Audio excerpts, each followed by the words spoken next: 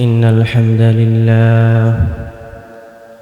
الحمد لله الأكرم الذي خلق الإنسان كرم وعلمه من البيان ما لم يعلم فسبحان الذي لا يحصى امتنانه باللسان ولا بالقلم نشهد أن لا إله إلا الله وحده لا شريك له والذي لا ضد له ولا ند له لا مثل له ولا مثيل له لا وزر له ولا كفيل له لا شبه له ولا شبيه له لا ولد له ولا والد له وهو الواحد الفرد الصمد لم يلد ولم يولد ولم يكن له كفوا أحد ونشهد أن سيدنا ونبينا وحبيبنا وبشيرنا ونذيرنا وطبيبنا وطبيب أرواحنا وحبيبنا وحبيب ربنا محمدا عبد الله ورسوله صلى الله عليه وسلم الذي أرسله بالحق بشيرا ونذيرا وداعيا إلى الله بإذنه وسراجا منيرا أما بعد فقد قال الله تعالى في كلامه المجيد وفي فرقانه الحميد أعوذ بالله من الشيطان الرجيم بسم الله الرحمن الرحيم والعصر إن الإنسان لفي خسر إلا الذين آمنوا وعملوا الصالحات وتواصوا بالحق وتواصوا بالصبر صدقت يا ربنا. وقال النبي صلى الله عليه وسلم من حلف بغير الله فقد كفر أو أشرك رواه الترمذي.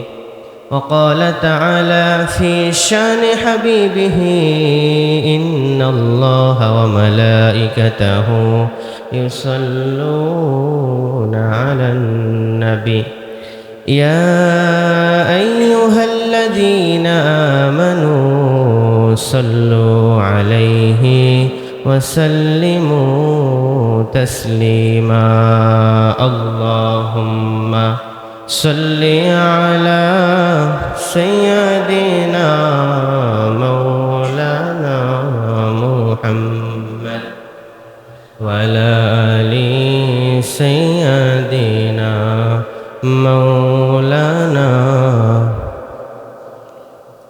হেরার গুহায় তোমারি ধ্যান আসমান থেকে নামে আল কুরআন হেরার গুহায় তোমারি ধ্যান আসমান থেকে নামে আল কুরআন ভাঙলো সবার ঘুম তোমারই পরে, আসলো কোরআনের ছায়া তলে। খালিদ ওমর আলী আবু বকর, ইসলামী ঝান্ডা নিল যে তুলে। আল আমিন তুমি ছিলে যে সদা, সকল মানুষের অন্তরে। হে রাসূল তোমাকে ভুলি আমি কেমন করে, হে রাসূল তোমাকে ভুলি মোরা কেমন করে। বালাগাল উলা বিকামালিহি, কাশাফাদ দুজা বিজামালিহি, হাসুনাত জামিউ খিসালিহি, সাল্লু আলাইহি ওয়া আলিহি।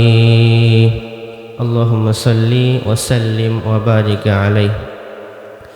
উপস্থিত সম্মানিত মুসল্লিয়ানে কিরাম, মুরব্বিয়ানে ইজাম, বিভিন্ন স্থান থেকে ছুটে আসা ইসলাম প্রিয়, কোরআন প্রিয়, তাওহীদ প্রিয় সম্মানিত দিনদার দিনী ভাইয়েরা, আলোচনার সূচনায় আমরা মহান রব্বুল আলামিনের দরবারে শুকরিয়া আদায় করছি যে মহান মনিব আমাদেরকে ভালো রাখলেন, সুস্থ রাখলেন, সৃষ্টির সেরা জীব আশরাফুল মাখলুকাত হিসেবে সৃষ্টি করে, কালেমা পড়ার সুযোগ দিয়ে, সর্বশ্রেষ্ঠ নবীর উম্মত হবার তৌফিক দিয়ে, নামাজি বান্দাদের অন্তর্ভুক্ত করে জুমার সালাত আদায়ের মতো রুচি নিয়ে যে মহান মনিব আমাদেরকে মসজিদে আসার তৌফিক দিলেন, সেই মনিবের দরবারে মনিবের শিখানো ভাষায় মনিবের দেওয়া জবান ব্যবহার করে সকলে মিলে সমস্বরে পড়ছি আলহামদুলিল্লাহ।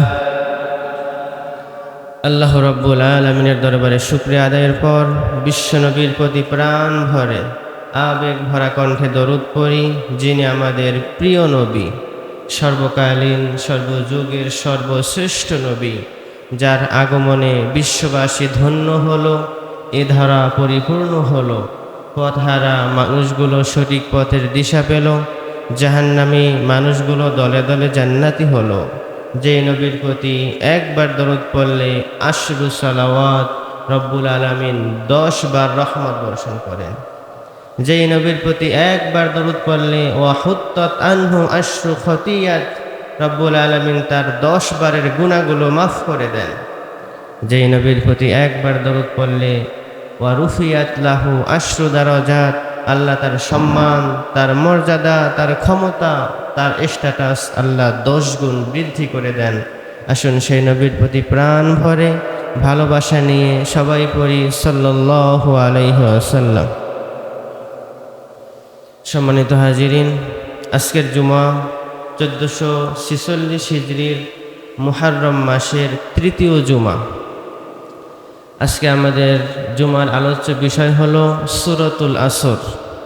আমরা আজকে কথা বলবো পবিত্র কালামুল্লাহ মাজিদের 103 নম্বর সূরা সূরাতুল আসর থেকে। এই সূরাটা মাক্কি সূরা। এই সূরার মাঝে আয়াত রয়েছে 3টি, রুকু আছে 1টি, এই সূরার মাঝে শব্দ আছে 14টি এবং অক্ষর আছে 70টি। এই সূরার মধ্যে আল্লাহ রব্বুল আলামিন বলেছেন সময়ের প্রতি গুরুত্বশীল হওয়ার কথা। সময় যে আল্লাহর বড় একটা নেয়ামত, তা এই সূরার মধ্যে আল্লাহ বুঝিয়ে দিয়েছেন। এই সূরার মধ্যে আল্লাহ রব্বুল আলামিন বলেছেন লাভের কথা আর লসের কথা, কোন কাজ করলে লাভ, কোন কাজ করলে ক্ষতি। এই সূরার মধ্যে আল্লাহ রব্বুল আলামিন বলেছেন ঈমানের কথা, বলেছেন নেক আমলের কথা, বলেছেন হকের উপদেশ, হকের দাওয়াতের কথা, আবার বলেছেন সবরের কথা। আল্লাহর হাবিব সাল্লাল্লাহু আলাইহি ওয়াসাল্লাম যখন মক্কায় ছিলেন, মক্কায় থাকা অবস্থায় আল্লাহ রব্বুল আলামিন পবিত্র কুরআনুল কারীমের 103 নম্বর সূরা সূরাতুল আসর নাজিল করে জানিয়ে দিলেন যে ঈমানের দামটা কত বেশি, ঈমানের মর্যাদা কত বেশি। আর যে লোকটা ঈমান আনে না, যে লোকটার ঈমান নাই, ওই লোকটা কত বিরাট ক্ষতির মধ্যে নিমজ্জিত আছে। কত বিরাট ক্ষতির মধ্যে পড়ে আছে, আর যারা ঈমানদার তারাই যে সফল কাম হয়ে গিয়েছে, এই কথা জানিয়ে দেওয়ার জন্য সূরাতুল আসর নাজিল করলেন কে? আরো জোরে বলেন কে? আল্লাহর হাবিব সাল্লাল্লাহু আলাইহি ওয়াসাল্লামের উপর আল্লাহ রাব্বুল আলামিন পবিত্র কালামুল্লাহ মাজিদের 103 নম্বর সূরা সূরাতুল আসর নাজিল করলেন। এই সূরাটা এত দামি, ইমাম শাফি রাহিমাহুল্লাহ আলাইহি বলেন, লাউলা আনজালাল্লাহু হুজ্জাতান ইল্লা আতিহিস সূরা লাকা ফাতহুন। আল্লাহ রাব্বুল আলামিন যদি গোটা কোরআনুল কারীমের মাঝে 114টা সূরা না দিয়ে একটি মাত্র সূরা দিতেন, আর সেই সূরা যদি সূরাতুল আসর হতো, আর মানুষেরা যদি এই সূরাটা মেনে চলতো, গোটা বিশ্বের মানুষের জন্য সূরাতুল আসর যথেষ্ট হয়ে যেত। সুবহানাল্লাহ। এই সূরার দাম কম না বেশি? জোরে বলেন, কম না বেশি? আবার সাহাবায়ে কেরাম রিদওয়ানুল্লাহি তাআলা আলাইহিম আজমাইন যখন কোনো মাজলিসে বসতেন, যখন কোনো রসুলের হাদিসের দর্শে বসতেন, রসুলের নসিহতের প্রোগ্রামে বসতেন, যখন মাজলিস শেষ হয়ে যেত, যখন রসুলের কোরআনের হাদিসের দর্শ শেষ হয়ে যেত, সবাই যখন উঠে যাবেন, উঠে যাওয়ার আগে একে অপরকে সূরাতুল আসর শোনাতেন, তারপরে উঠে যেতেন। আবার সাহাবায়ে কেরাম রিদওয়ানুল্লাহি আলাইহিম আজমাইন যখন নামাজ শেষ করতেন, নামাজ শেষ করার পরে জমিনের মধ্যে ছড়িয়ে পড়তেন, জমিনে ছড়িয়ে পড়ে আল্লাহর রিজিক অন্বেষণ করতেন। ফাইযা কুদিয়াতিস সালাতু ফান্তাশিরু ফিল আরদি ওয়াবতাগু মিন ফাদলিল্লাহ ওয়াযকুরুল্লাহা কাসীরান লাআল্লাকুম তুফলিহুন।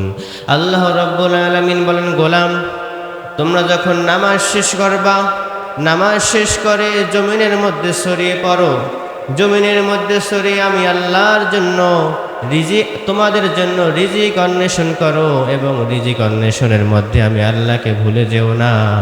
তখন ওয়াযকুরুল্লাহা কাসীরা, আমি আল্লাহর বেশি বেশি জিকির করো, লাআল্লাকুম তুফলিহুন, তোমরা সফল কাম হয়ে যাবা। সাহাবায়ে কেরাম এই কাজটাই করতেন। সাহাবায়ে কেরাম যখন নামাজ শেষ করতেন, জমিনে ছড়িয়ে পড়তেন, কৃষকেরা মাঠে চলে যেত, ব্যবসায়ীরা বাজারে চলে যেত, রাখালেরা তাদের মেষ গরু ছাগল নিয়ে মরুভূমির মধ্যে চলে যেত। এই যে সাহাবায়ে কেরাম জমিনে ছড়িয়ে পড়েছে, এই কাজের মধ্যেও যখন এক সাহাবীর সাথে অন্য সাহাবীর দেখা হয়ে যেত, এক সাহাবী অপর সাহাবীকে সূরাতুল আসর শোনাতেন, তারপরে পৃথক হতেন। জোরে বলেন সুবহানাল্লাহ। এই সূরাটা এত দামি, এই সূরাটার শানে নুজুল কি, কোন প্রেক্ষিতে, কোন ব্যাকগ্রাউন্ডে এই সূরাটা নাজিল হয়েছে? এর শানে নুজুল হলো আল্লাহর হাবিব সাল্লাল্লাহু আলাইহি ওয়াসাল্লাম ওহী প্রাপ্তির আগে 40 বছর 6 মাস মক্কার মানুষেরা সবাই তাকে আল আমিন বলে ডাকতো, সবাই তাকে আস সাদিক বলে ডাকতো, সবাই বলতো সাদিক আল আমিন। মক্কায় মুহাম্মদের মতো এত ভালো মানুষ হয় না। সবাই বিশ্বনবীকে ভালোবাসতো, প্রয়োজনে অপ্রয়োজনে বিশ্বনবীর কাছে এসে বসে থাকতো, সবাই বিশ্বনবীর কাছে এসে ধর্ণা দিত। বিশ্বনবীর চাচারা তাদের সন্তানদের চাইতে বিশ্বনবীকে বেশি ভালোবাসতেন। আল্লাহর হাবিব সাল্লাল্লাহু আলাইহি ওয়াসাল্লাম হেরা পর্বতে ধ্যানমগ্ন থাকা অবস্থায় আল্লাহ রাব্বুল আলামিন কোরআন নাজিল করলেন, ইকরা বিসমি রাব্বিকাল্লাযী খালাক খালাকাল ইনসানা মিন আলাক ইকরা ওয়া রাব্বুকাল আকরাম আল্লাযী আল্লামা বিল কলম আল্লামাল ইনসানা মা লাম ইয়ালাম। আল্লাহ রাব্বুল আলামিন সূরাতুল আলাকের প্রথম 5 আয়াত নাজিল করলেন। বিশ্বনবীর উপর ওহী আসলো, বিশ্বনবীর উপর কোরআন আসলো। তিনি 3 বছর গোপনে গোপনে দাওয়াত দিলেন। এরপরে বিশ্বনবীর উপর আবার আয়াত নাজিল হলো, আনজির আশিরাতাকাল আকরাবিন। ও নবী, আর গোপনে গোপনে নয়, এবার প্রকাশ্যে আপনার আত্মীয়দের আপনার নিকটাত্মীয় লোকদেরকে দাওয়াত দেওয়া শুরু করুন। তখন বিশ্বনবী সাফা পাহাড়ে চূড়ে উঠলেন।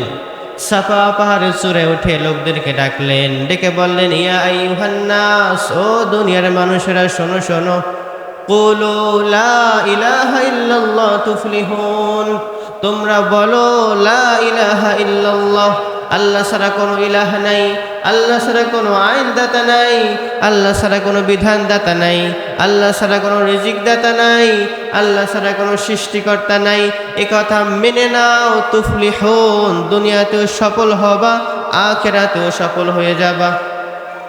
এ কথা বলার পরে বিশ্বনবীর আপন চাচা আবু লাহাব বিশ্বনবীর দিকে পাথর ছুঁড়েছিল। এ কথা বলার পরে যারা বিশ্বনবীকে সাদিকুল আমিন বলতো, আমানতদার বলতো, সত্যবাদী বলতো, তারাই এবার মিথ্যাবাদী বলে গালি দেওয়া শুরু করেছে। বিশ্বনবীর জনপ্রিয়তা ছিল আকাশচুম্বী। নবুয়তের পরে, কোরআন নাজিলের পরে বিশ্বনবীর জনপ্রিয়তা কমে গেল। বিশ্বনবী কোরআন নাজিলের পূর্বে সবাই নবীকে ভালোবাসতো, কোরআন নাজিলের পরে বিশ্বনবীকে সবাই গালি দেওয়া শুরু করলো। এই দৃশ্য যখন কাফেররা দেখলো, কাফেররা বলল, ও মুহাম্মদ সাল্লাল্লাহু, ও মুহাম্মদ, তুমি এতদিন ছিলে সফল, এখন তুমি ব্যর্থ হয়ে গেলা। তুমি এতদিন ছিলে সফল, এখন তুমি ক্ষতিগ্রস্ত হয়ে গেলা। এতদিন তোমার সম্মান ছিল আরবের মধ্যে সবার উপরে, এখন তোমার সম্মান কমে গেল, এখন তোমাকে কেউ ভালোবাসে না, তুমি ক্ষতিগ্রস্তদের অন্তর্ভুক্ত হয়ে গেলা। মক্কার কাফের এবং মুশরিকরা যখন পৃথিবীর শ্রেষ্ঠ মানুষটাকে ক্ষতিগ্রস্ত বলে সাব্যস্ত করেছে, এই কথা রব্বুল আলামিন বরদাস্ত করলেন না। রব্বুল আলামিন জানিয়ে দেওয়ার জন্য, বুঝিয়ে দেওয়ার জন্য যে কারা ক্ষতিগ্রস্ত আর কারা সফলকাম, কারা লাভের মধ্যে আছে, কারা ক্ষতির মধ্যে আছে, কারা সৌভাগ্যবান আর কারা ব্যর্থ, কারা জান্নাতি আর কারা জাহান্নামী, এ কথা বুঝিয়ে দেওয়ার জন্য রব্বুল আলামিন নাজিল করে দিলেন, ওয়াল আসরি ইন্নাল ইনসানা লাফি খুসর। আল্লাহু আকবার। এই সূরাটা আল্লাহ রাব্বুল আলামিন এই সূরাটার বক্তব্যকে স্পষ্ট করে দিলেন, ওয়াল আসর, সময়ের শপথ, ইন্নাল ইনসানা লাফি খুসর, পৃথিবীর সকল মানুষ ক্ষতির মধ্যে নিমজ্জিত, ইল্লাল্লাযিনা, তবে চারটা গুণী হবে যারা এই ক্ষতি থেকে বাঁচবে তারা। 1 নাম্বার আমানু, ইমানদার হতে হবে। 2 নাম্বার ওয়ামিলুস সলিহাত, নেক আমল করতে হবে। 3 নাম্বার ওয়াতাওয়াসাউ বিল হক, মানুষদেরকে হকের উপদেশ দিতে হবে। 4 নাম্বার ওয়াতাওয়াসাউ বিস সবর, মানুষদেরকে সবরের উপদেশ দিতে হবে, নিজেকেও সবর করতে হবে। মাত্র 3টি আয়াতে কারিমা, এভাবে 3টি আয়াতে কারিমা দিয়ে গোটা কোরআনুল কারীমের মাঝে আল্লাহ রাব্বুল আলামিন 3টা সূরা দিলেন। কয়টা? 3টি আয়াতে কারিমা দিয়ে গোটা কোরআনের মাঝে আল্লাহ মাত্র 3টা সূরা দিলেন। একটা হলো সূরাতুল আসর, আরেকটা হলো ইন্না আ'তাইনাকাল কাউসার ফাসাল্লি লিরাব্বিকা ওয়ানহার ইন্না শানিআকা হুয়াল আবতার। আরেকটা সূরা হলো, সবাই পড়েন, ইযা জাআ নাসরুল্লাহি ওয়াল ফাth ওয়া রাআইতান নাসা ইয়াদখুলুনা ফি দীনিল্লাহি আফওয়াজা ফাসাব্বিহ বিহামদি রাব্বিকা ওয়াস্তাগফির ইন্নাহু কানা তাওয়াবা। আল্লাহু আকবার। মাত্র 3টি আয়াতে কারিমা দিয়ে গোটা কোরআনের মাঝে আল্লাহ 3টি সূরা দিলেন। এর মধ্যে সূরাতুল আসর হলো একটা। এই সূরাতুল আসরের শুরুতে আল্লাহ রাব্বুল আলামিন সময়ের নামে শপথ করলেন। ওয়াল আসর মানে সময়ের শপথ। আমরাও শপথ করি, আল্লাহ রাব্বুল আলামিনও শপথ করেন। আমরা শপথ করি আল্লাহর নামে, আর আল্লাহ রাব্বুল আলামিন শপথ করেন তার সৃষ্টির বিস্ময়কর বিষয়ের নামে। তার সৃষ্টির মধ্যে গুরুত্বপূর্ণ যত বিষয় আছে আল্লাহ ওই বিষয়ে শপথ করেন। আর আমরা যখন শপথ করি তখন শপথ করি কার নামে? জোরে বলেন, আমরা যখন শপথ করব তখন শপথ করব কার নামে? কিন্তু আমাদের দেশে অনেক মানুষ শপথ করে বাবার নামে, অনেকে শপথ করে মায়ের নামে, বেশি করে যারা ছাত্র তারা স্কুল পড়ুয়া, কলেজ পড়ুয়া, মাদ্রাসার ছাত্ররাও কিছু হলেই বলে বাবার কসম, এটা আমি করি নাই। মায়ের কসম, বিদ্যার কসম, কেউ বা মাথায় হাত দিয়ে কসম করে, কেউ বই ধরে কসম করে, কেউ বলে মাটির কসম, কেউ বলে গাছের কসম, কেউ বলে আকাশের কসম। আমি এমনও দেখেছি যে হাতের মধ্যে ছাতা, বলে ছাতার কসম। এভাবে অনেকেই কসম করে, কিন্তু আল্লাহ রব্বুল আলামিন এই সমস্ত কসমগুলোকে হারাম করে দিয়েছেন। তৎকালীন সময়ে আরবের লোকেরা ব্যক্তির নামে কসম করত, এক ব্যক্তি অপর ব্যক্তির নামে কসম করত। সমাজের নিম্ন শ্রেণীর লোকেরা মধ্যম শ্রেণীর লোকদের নামে শপথ করত, আবার মিডল ক্লাসের লোকেরা উচ্চ বংশীয় এলিট শ্রেণীর লোকদের নামে শপথ করত। তখন সাহাবায়ে কেরাম এই দৃশ্য দেখে সাহাবায়ে কেরাম বলতে লাগলেন ওয়ান নাবী, মানে নবীর কসম। সাহাবায়ে কেরাম ভাবলেন আমাদের কাছে নবীর চাইতে শ্রেষ্ঠ আর কেউ হতে পারে না। এজন্য সাহাবায়ে কেরামের অনেকেই ওয়ান নাবী মানে নবীর কসম বলতে লাগলেন। আল্লাহর হাবিব সাল্লাল্লাহু আলাইহি ওয়াসাল্লাম যখন একথা শুনলেন, তখন বিশ্বনবী জানিয়ে দিলেন ফামান কানা ইউহলিফ ফালইউহলিফ বিল্লাহ। ও আমার সাহাবারা, তোমাদের যদি কসম করতেই হয়, কসম করবা একমাত্র কেবলমাত্র আল্লাহর নামে। ফামান কানা ইউহলিফ ফালইউহলিফ বিল্লাহ, যদি কসম করতেই হয়, কসম করবা শুধুমাত্র একমাত্র কার নামে? আল্লাহর নামে। অন্য হাদিসে বিশ্বনবী বলেন মান হালাফা বিগাইরিল্লাহি ফাকাদ কাফার আও আশরাক, যে ব্যক্তি আল্লাহর নাম ব্যতীত অন্য কোনো ব্যক্তির নামে, অন্য কোনো বস্তুর নামে কসম করলো, ফাকাদ কাফার, সে ব্যক্তি কুফরি করে ফেলল, আও আশরাক অথবা শিরিক করলো। এজন্য আমরা যেন কখনো আল্লাহর নাম বাদে অন্য কারোর নামে কসম না করি। আর তোমরা যারা আছো স্কুলে কলেজে, কসম যদি করতেই হয়, কসম করতে হবে একমাত্র কার নামে? আল্লাহর নামে। আল্লাহর নাম ছাড়া কোনো বিদ্যার নামে, বইয়ের নামে, মায়ের নামে, বাবার নামে কসম করা যাবে না। আল্লাহর হাবিব সাল্লাল্লাহু আলাইহি ওয়াসাল্লাম বলেন তোমরা কসম যদি করতেই হয়, কসম করবা আল্লাহর নামে। আর যেই ব্যক্তি আল্লাহর নামে কসম করে মিথ্যা বলে, সে ব্যক্তির উপর আল্লাহর লানত। যে ব্যক্তি বেশি বেশি কসম করে, মুনাফিকের আলামতের মধ্যে একটি আলামত হলো মুনাফিকরা কথায় কথায় কসম করে, সত্যকেও কসম করে বলে, মিথ্যাকেও কসম করে বলে, মিথ্যাকে কসম করে সত্য বানাতে চায়। বিশ্বনবী বললেন ওদের উপর আল্লাহর লানত। আল্লাহ রাব্বুল আলামিন সূরাতুল আসরের শুরুতে কসম করলেন ওয়াল আসর, ও কসমিয়া, আল্লাহ ও হরফে জর দ্বারা কসম করলেন। এভাবে রব্বুল আলামিন পবিত্র কালামুল্লাহ মাজিদে 15টা সূরার শুরুতে কসম করলেন। কয়টা? গোটা কোরআনুল কারীমের মাঝে আল্লাহ 114টা সূরা দিলেন, আর এই 114 সূরার মধ্যে 15টা সূরার শুরুতেই ও দ্বারা কসম করলেন। এর মধ্যে সূরাতুস সাফফাতের মধ্যে আল্লাহ রাব্বুল আলামিন সারিবদ্ধভাবে দাঁড়ানো ফেরেশতাদের নামে শপথ করলেন ওয়াস-সাফফাতি সাফফান ফাজ-জাজিরাতি জাজরা। আবার সূরাতুজ জারিয়াতের মধ্যে রব্বুল আলামিন বাতাসের শপথ করলেন, যেই বাতাস ধুলোবালিকে এক স্থান থেকে অন্য স্থানে নিয়ে যায়, যেই বাতাস মেঘমালাকে এক স্থান থেকে অন্য স্থানে নিয়ে যায়।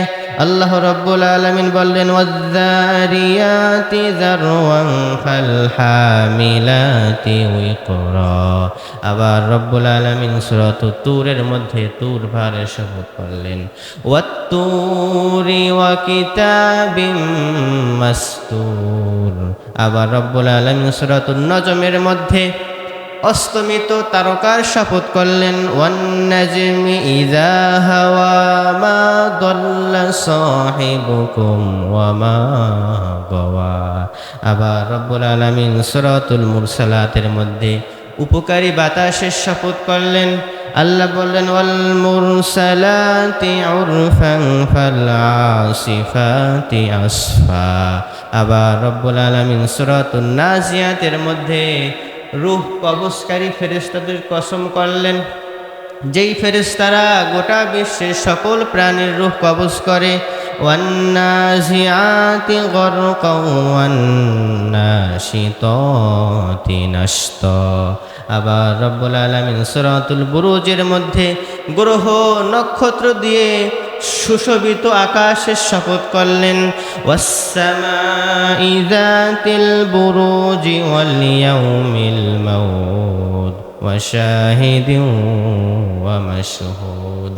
আবার রব্বুল আলামিন সূরাতুত তারিকের মধ্যে রাত্রিবেলা মিটিমিটি জলজলে তারকার শপথ করলেন। ওয়াস-সামাই ওয়াত-তারিকি ওয়া মা আদরাকা মাত-তারিকুন নাজমুস সাকিব। আবার রব্বুল আলামিন সূরাতুল ফজরের মধ্যে ফজরের সময়ের শপথ করলেন। জিলহজ মাসের প্রথম 10 রাতের শপথ করলেন। ওয়াল ফাজরি ওয়া লায়ালিন আশ। আবার রব্বুল আলামিন সূরাতুশ শামসের মধ্যে প্রজ্বলিত জলজলে সূর্যের শপথ করলেন। ওয়াশ-শামসি ওয়া দুহাহা ওয়াল কমারি ইযা তালাহা। আবার রব্বুল আলামিন সূরাতুল লাইলের মধ্যে রাতের শপথ করলেন। রাত্রি যখন আসে গোটা বিশ্বের আলোকে ঢেকে দেয়। ওয়াল লাইলি ইযা ইয়াগশা ওয়ান নাহারি ইযা তাজাল্লা। এভাবে করে আল্লাহ রব্বুল আলামিন সূরাতুদ দুহার মধ্যে প্রভাতের সূর্য কিরণের শপথ করলেন। ওয়াদ-দুহা ওয়াল লাইলি ইযা সাজা। আবার রব্বুল আলামিন সূরাতুত তিনের মধ্যে 3 ফলের শপথ করলেন। জাইতুনের শপথ করলেন, তুর পাহাড়ের শপথ করলেন, পবিত্র নগরী মক্কার শপথ করে বললেন ওয়াত-তিনি ওয়াজ-জাইতুনি ওয়া তুরি সিনিনা ওয়া হাযাল বালাদিল আমিন। আবার রব্বুল আলামিন সূরাতুল আদিয়াতের মধ্যে ঊর্ধ্বশ্বাসে ধাবমান ঘোড়ার শপথ করলেন, যেই ঘোড়া দ্রুত বেগে ছোটে এবং তাদের পায়ের আঘাতে আগুনের ফুলকি বিস্ফোরিত হয়। আল্লাহ বললেন ওয়াল আদিয়াতি দবহান ফাল মুরিয়াতি কদহা। আবার রব্বুল আলামিন সর্বশেষ সূরাতুল আসরের মধ্যে সময়ের নামে কসম করলেন ওয়াল আসরি ইন্নাল ইনসানা লাফি খুসর। আল্লাহু আকবার। এভাবে করে আল্লাহ রাব্বুল আলামিন গোটা কোরআনুল কারীমের মাঝে 114 সূরা দিলেন। 114টা সূরার মধ্যে 15টা সূরার শুরুতেই অ দ্বারা কসম করলেন। রব্বুল আলামিন সাধারণ কোনো বিষয়ের নামে কসম করেন না। তিনি কসম করেন আকাশের নামে, তিনি কসম করেন বাতাসের নামে, সূর্যের নামে, নক্ষত্রের নামে, চাঁদের নামে, তিনি কসম করেন পাহাড়ের নামে, তিনি কসম করেন তার সৃষ্টির মধ্যে বিস্ময়কর জিনিসের নামে। রব্বুল আলামিন সূরাতুল আসরের শুরুতে ওয়াল আসর বলে কসম করলেন। মুফাসসিরিন কিরাম এই ওয়াল আসর শব্দের অর্থ করেছেন 99টা। কয়টা? 99টা অর্থ করেছেন। কেউ বলেছেন আসর মানে সময়, কেউ বলেছেন আসর মানে যুগ, কেউ বলেছেন আসর মানে জীবন, কেউ বলেছেন আসর মানে মহাকাল, কেউ বলেছেন আসর মানে ইতিহাস, আবার কেউ বলেছেন আসর মানে যে কোনো সময়, হতে পারে অতীতকাল, হতে পারে বর্তমান, হতে পারে ভবিষ্যৎ। আবার কেউ বলেছেন আসর মানে উম্মতে মুহাম্মাদি দুনিয়ার বুকে যেই সময়টা কাটায় এটা হলো সেই সময়। আবার কেউ কেউ বলেছেন আসর মানে হলো 80 থেকে 80 মানে নিংড়ানো। নিংড়ানের পরে যেমন আগ থেকে রস বের হয়, মানুষের জীবনটা নিংড়ানের পরে আরেকটা জীবনের সূচনা হয়। আবার আসর মানে ওয়াক্তকাল। এভাবে করে রব্বুল আলামিন আসরের শপথ করেছেন। আসর মানে সময়। আল্লাহ এজন্যই সময়ের শপথ করলেন, কারণ সময় এত গুরুত্বপূর্ণ বিষয়। মানুষের জীবন থেকে যদি 1 সেকেন্ড সময় হারিয়ে যায়, সারা জীবন চেষ্টা করলেও কিন্তু ওই সময়টা ফিরে আসে না। আপনি কোটি টাকার মালিক হতে পারেন, কোটি টাকার মালিক হলে বাঘের চোখ মিলানো যায়, আমেরিকায় বাড়ি বানানো যায়, কানাডার বেগম পাড়ায় বাড়ি বানানো যায়। কোটি টাকার মালিক হলে বড় বড় দামি গাড়িতে চড়া যায়, বাইক কেনা যায়। কিন্তু আপনার আমার জীবন থেকে যদি এক মুহূর্তের জন্য একটা সময় চলে যায়, কোটি কোটি বছর কাঁদলেও কিন্তু ওই সময়টা ফিরে আসে না। আর ইমানের পরে সবচাইতে দামি সম্পদের নাম হলো সময়। কিয়ামতের দিন আল্লাহ বলবেন, ও গোলাম, তোমাদেরকে যে আমি একটা সুন্দর সময় দিয়েছিলাম, সময়টা কোন কাজে ব্যয় করেছো, জবাব দাও। আমরা যারা দুনিয়াতে চায়ের আড্ডায় বসে, টিভির সামনে বসে, দোকানে বসে, গল্প করে করে, মোবাইলের সামনে বসে সময় নষ্ট করি, কিয়ামতের দিন আপনি জবাব দিতে পারবেন তো? কিয়ামতের দিন যদি আল্লাহ ধরে, বান্দা সময় দিয়েছিলাম, সময়টা তুমি টিভির সামনে ব্যয় করেছো নাকি আমি আল্লাহর কোরআনের সামনে ব্যয় করেছো? সময়টা তুমি গল্প করে ব্যয় করেছো নাকি আমি আল্লাহর জন্য জিকির করেছো? সময়টা তুমি মানুষের ক্ষতি করার জন্য ব্যয় করেছো নাকি সমাজের জন্য মানুষের উপকার করেছো? আল্লাহ যদি ধরে, জবাব দেওয়ার কোনো কথা থাকবে? আল্লাহ যদি ধরে, কোনো ছাড় নাই। সেদিন রব্বুল আলামিন যাকে ধরবেন তাকে আর ছাড়বেন না। আল্লাহ ধরে না, যখন ধরে তখন আর কাউকে ছাড় দেয় না। আল্লাহ ফেরাউনকে ধরে নাই, যেদিন ধরছে সেদিন আর ছাড়ে নাই। আল্লাহ নমরুদকে ধরে নাই, যেদিন ধরেছে সেদিন শেষ। আল্লাহ আবু জাহেলকে ধরে নাই, যেদিন ধরছে সেদিন শেষ। আজও যারা জুলুম করে, অত্যাচার করে, আল্লাহ ধরে না, যেদিন ধরবে সেদিন আর ঈমান আনার সময়টাও পাবে না। এজন্য আল্লাহ রাব্বুল আলামিন সূরাতুল আসরের শুরুতে সময়ের নামে শপথ করলেন, কারণ সময়টা দামি একটা সম্পদ। মানুষের জীবন থেকে যদি এক মুহূর্তের জন্য একটা সময় চলে যায়, কশিনকালেও সময়টা ফিরে আসে না। সময়ের প্রতি গুরুত্বশীল হওয়ার জন্য, সময়ের প্রতি যত্নশীল হওয়ার জন্য, সময় যে আল্লাহর বড় একটা নিয়ামত, এটা বোঝার জন্য রব্বুল আলামিন সময়ের নামে শপথ করলেন। আবার ওয়াল আসর মানে আসরের নামাজের সময়, ওয়াল আসর মানে হলো আসরের নামাজের সময়। আল্লাহ রব্বুল আলামিন এজন্যই আসরের নামাজের সময়ের শপথ করলেন, কারণ রব্বুল আলামিনের কাছে দামি একটা নামাজ হলো আসরের নামাজ। কুরআনুল কারীমের মধ্যে আল্লাহ রব্বুল আলামিন বলেন, হাফিজু আলাস সালাতি ওয়াস সালাতিল উস্তা। ও আমার গোলামেরা, তোমরা 5 ওয়াক্ত নামাজ সংরক্ষণ করো, 5 ওয়াক্ত নামাজ জামাতের সাথে আদায় করো। ওয়াস সালাতিল উস্তা, বিশেষ করে আসরের সালাত তোমরা ছেড়ে দিও না। 5 ওয়াক্ত নামাজ সংরক্ষণ করো, বিশেষ করে আসরের নামাজ ত্যাগ করো না। কারণ আসরের সময় মানুষেরা হেলায় খেলায় অবহেলায় কাটিয়ে দেয়। কেউ থাকে ঘুমে, কেউ থাকে বাজারে, কেউ থাকে দোকানে, কেউ থাকে ব্যবসায়, কেউ থাকে গাড়িতে। হেলায় খেলায় মানুষেরা আসরের নামাজটা ছেড়ে দেয়। আল্লাহ রাব্বুল আলামিন পবিত্র কুরআনুল কারীমের মধ্যে বলেন, ইয়া আইয়ুহাল্লাযীনা আমানু লা তুলহিকুম আমওয়ালুকুম ওয়ালা আওলাদুকুম আন যিকরিল্লাহ। ও দুনিয়ার মানুষেরা, ও ঈমানদারেরা, লা তুলহিকুম আমওয়ালাকুম ওয়ালা আওলাদিকুম। ও দুনিয়ার মানুষেরা, তোমাদের সন্তান সন্ততি, তোমাদের পরিবার পরিজন, তোমাদের সম্পদ, ব্যবসা বাণিজ্য, ব্যাংক ব্যালেন্স, এগুলো যেন তোমাদেরকে আমি আল্লাহর জিকির থেকে ফিরিয়ে না রাখে, আমি আল্লাহর স্মরণ থেকে, আমি আল্লাহর নামাজ থেকে ফিরিয়ে না রাখে।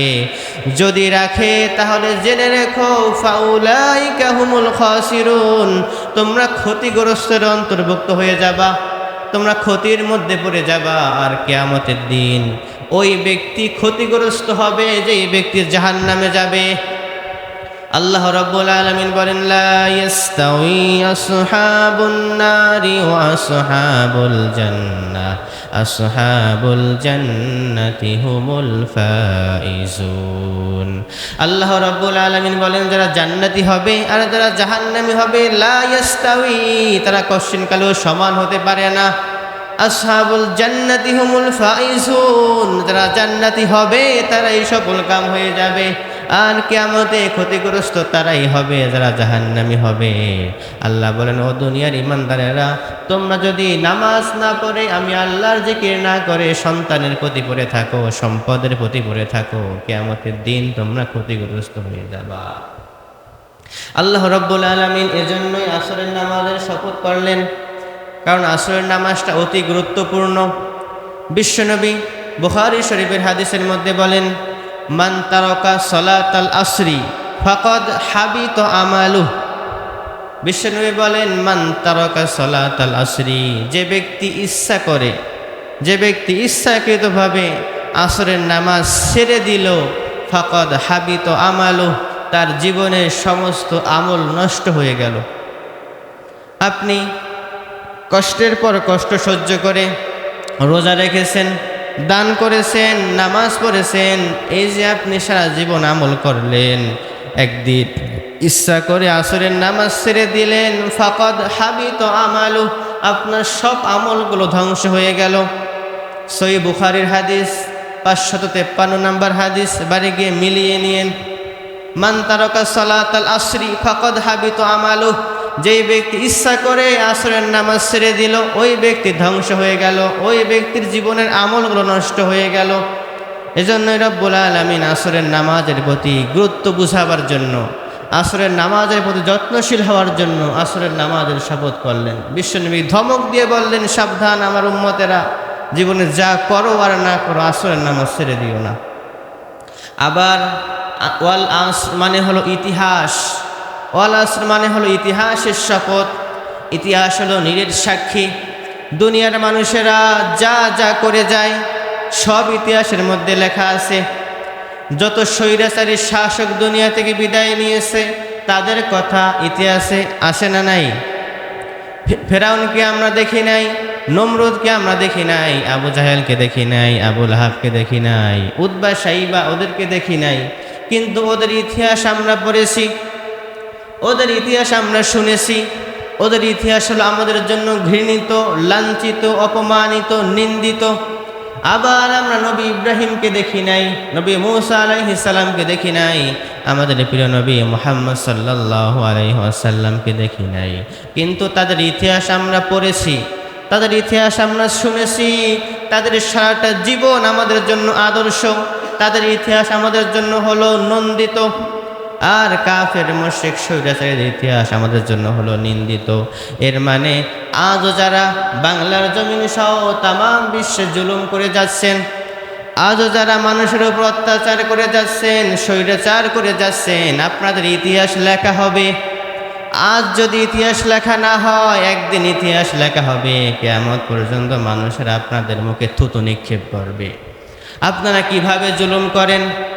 যারা আজ বাংলার জমিনে হাজার হাজার ছাত্রদেরকে হত্যা করেছে, যারা আজ বাংলার জমিনে হাজার হাজার ছাত্রদেরকে শহীদ করেছে, হাজার হাজার ছাত্রদেরকে গুম করেছে, জেলের মধ্যে বন্দী করেছে, লক্ষাধিক ছাত্রদেরকে আহত করেছে, এই হিসাব যদি দুনিয়াতে নাও দেওয়া লাগে, একজনের কাছে দেওয়া লাগবে, তিনি কে?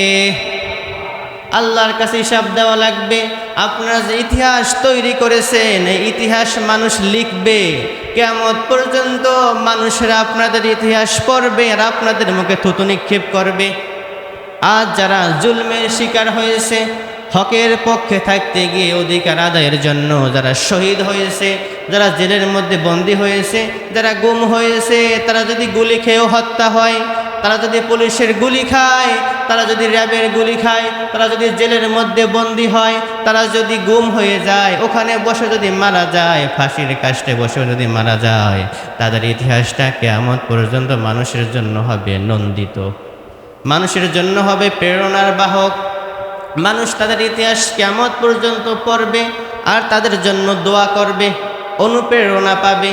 আর যারা আপনারা জুলুম করে গিয়েছেন, কিয়ামত পর্যন্ত মানুষেরা আপনাদের জন্য বদদোয়া করবে আর আপনাদের মুখে থুতু নিক্ষেপ করবে। এজন্য ইতিহাস হলো নীরের সাক্ষী, ইতিহাস নীরের সাক্ষী। ইতিহাসে মানুষ যা যা করে গিয়েছে সব আছে, যা যা করবে স্বৈরাচারী শাসকেরা তাও থাকবে। এজন্য রব্বুল আলামিন সূরাতুল আসরের শুরুতে ইতিহাসের শপথ করলেন। আবার ওয়াল আসর মানে জীবন, জীবনের শপথ। আল্লাহ রাব্বুল আলামিন এজন্যই জীবনের শপথ করলেন, কারণ জীবনটা হলো অল্প দিনের জন্য। বিষ্ণু বলেন, আমার উম্মতি মা বাইনা সিত্তিনা ইলা সাবঈন, আমার উম্মতেরা মোট গড় হায়াত পাবে 60 থেকে 70 বছরের মধ্যে আমার উম্মতেরা মরে শেষ। আল্লাহর হাবিব সাল্লাল্লাহু আলাইহি ওয়াসাল্লাম বলেন, মানুষের জীবনটা অল্প দিনের জন্য। দুনিয়াতে মানুষের এসেছে পরীক্ষা দেওয়ার জন্য, তাদের জন্য চিরস্থায়ী জান্নাত আখিরাত পড়ে রয়েছে। মানুষের জীবনটা হলো বরফ খণ্ডের মতো, বরফ যেমন গলতে গলতে গলতে গলতে নিঃশেষ হয়ে যায়, মানুষের জীবনটাও গুনতে গুনতে শেষ হয়ে যায়। বরফ যেমন গলে গলে শেষ হয়ে যায়, মানুষের জীবনটাও হায়াতটাও গুনতে গুনতে শেষ হয়ে যায়। এই তো কিছুদিন আগে আমাদের হায়াত ছিল, একেবারে ছোট্ট ছিলাম, আজ কত বড়। কিছুদিন পরে দুনিয়া থেকে বিদায় নেব, কিন্তু আখেরাত যখন শুরু হবে, আখেরাত কোনোদিন শেষ হবে না। এজন্য রব্বুল আলামিন জীবনের শপথ করলেন, সময়ের শপথ করলেন, ইতিহাসের শপথ করলেন। এভাবে শপথ করে করে আল্লাহ রব্বুল আলামিন বললেন, ইন্নাল ইনসানা লাফি খুসর, ও দুনিয়ার মানুষেরা তোমরা সবাই ক্ষতির মধ্যে নিমজ্জিত। আল্লাহ এখানে বললেন ইন্নাল ইনসানা, গোটা বিশ্বের সব মানুষ ক্ষতির মধ্যে নিমজ্জিত। আল্লাহ এখানে বলতে পারতেন ইন্নাল কাফিরুনা লাফি খুসর, কাফেররা ক্ষতিগ্রস্ত। আল্লাহ এখানে বলতে পারতেন ইন্নাল মুশরিকুনা লাফি খুসর, মুশরিকরা ক্ষতিগ্রস্ত। আল্লাহ এখানে বলতে পারতেন ইন্নাজ জালিমুনা লাফি খুসর, জালেমরা ক্ষতিগ্রস্ত। আল্লাহ এগুলো না বলে বললেন ইন্নাল ইনসানা লাফি খুসর। বাবা আদম থেকে শুরু করে কিয়ামত পর্যন্ত যত কোটি কোটি মানুষ আসবে, সবাই ক্ষতির মধ্যে নিমজ্জিত। এর মানে আমরাও ক্ষতির মধ্যে নিমজ্জিত।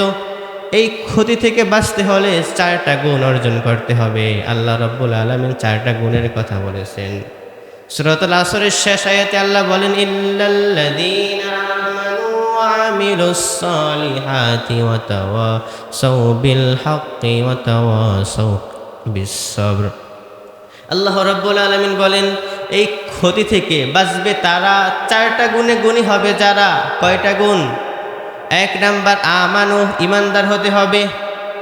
আমানু, ইমানদার হতে হবে। ইমান শুধু মুখে আনলেই চলবে না, ইমান অন্তরে আনতে হবে। আল ইমানু বিল্লাহি ইকরারু বিল লিসান তাসদীকুম বিল কলব।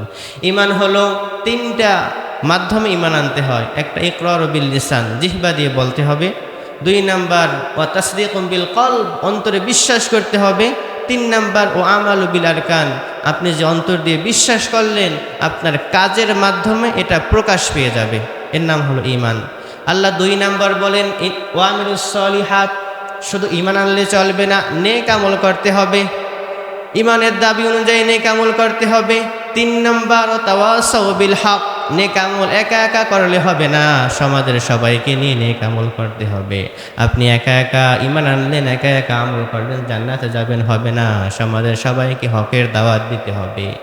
ক্ষতি থেকে বাঁচতে হলে 4টা গুণ অর্জন করতে হবে। 1 নাম্বার ঈমান আনতে হবে। 2 নাম্বার ঈমানের দাবি অনুযায়ী নেক আমল করতে হবে। 3 নাম্বার ওয়াতাওয়াসাউ বিল হক, মানুষদেরকে নেক আমলের দাওয়াত দিতে হবে, অন্যায়ের প্রতিবাদ করতে হবে, সৎ কাজের আদেশ দিতে হবে, ঈমানের কথা বলতে হবে। 4 নাম্বার ওয়াতাওয়াসাউ বিস সাবর, সবর করতে হবে। এখানে আল্লাহ সবরের কথা এজন্যই বললেন, কারণ 3 নাম্বার বড় সেনসিটিভ বিষয়। 3 নাম্বার, যখনই আপনি মানুষদেরকে নেক আমলের কথা বলবেন, যখনই আপনি মানুষদের কাছে হকের দাওয়াত দিতে যাবেন, যখনই আপনি মানুষদেরকে অন্যায় থেকে ফিরাবেন, সৎ কাজের আদেশ দিবেন, আপনার উপর বিপদ আসবে, আপনার উপর মুসিবত আসবে, আপনার উপর হামলা হবে, মামলা হবে, আপনাকে বাড়ি থেকে তাড়িয়ে দিবে, আপনাকে দেশ থেকে তাড়িয়ে দিবে, হয়তো আপনাকে জেলের মধ্যে বন্দি করবে, হয়তো আপনাকে ফাঁসির রশিদে ঝোলা লাগতে পারে। তখন ওয়াতাওয়াসাউ বিস সাবর, সবর করতে হবে, ধৈর্য হারানো যাবে না, হতাশ হওয়া যাবে না। মনে করতে হবে নবীরা আমাদের চাইতে বেশি জুলমের শিকার হয়েছিল, তখন সবর করতে হবে। ক্ষতি থেকে বাঁচতে হলে কয়টা গুণ অর্জন করতে হবে? সবাই বলেন কয়টা? 1 নাম্বার আমানু, ঈমান আনতে হবে। 2 নাম্বার ওয়া আমিলুস সলিহাত, নেক আমল করতে হবে, ঈমানের দাবি অনুযায়ী নেক আমল। 3 নাম্বার ওয়াতাওয়াসাউ বিল হক, সকল মানুষদেরকে নেক আমলের কথা, ঈমানের কথা বলতে হবে, মানুষদের কাছে হকের দাওয়াত পৌঁছাতে হবে, নিজেকেও হকের উপর প্রতিষ্ঠিত থাকতে হবে। 4 নাম্বার ওয়াতাওয়াসাউ বিস সাবর, সবর করতে হবে। যখন বিপদ আসবে, মুসিবত আসবে, তখন সবর করতে হবে। আমরা যেন এই 4টা গুণ অর্জন করে সূরাতুল আসর থেকে শিক্ষা গ্রহণ করে আমরা যেন ক্ষতি মানে জাহান্নাম, আর সফলতা মানে জান্নাত, ক্ষতি থেকে বাঁচতে পারি। আল্লাহ আমাদেরকে সেই তৌফিক দান করুক, পারেন আমিন।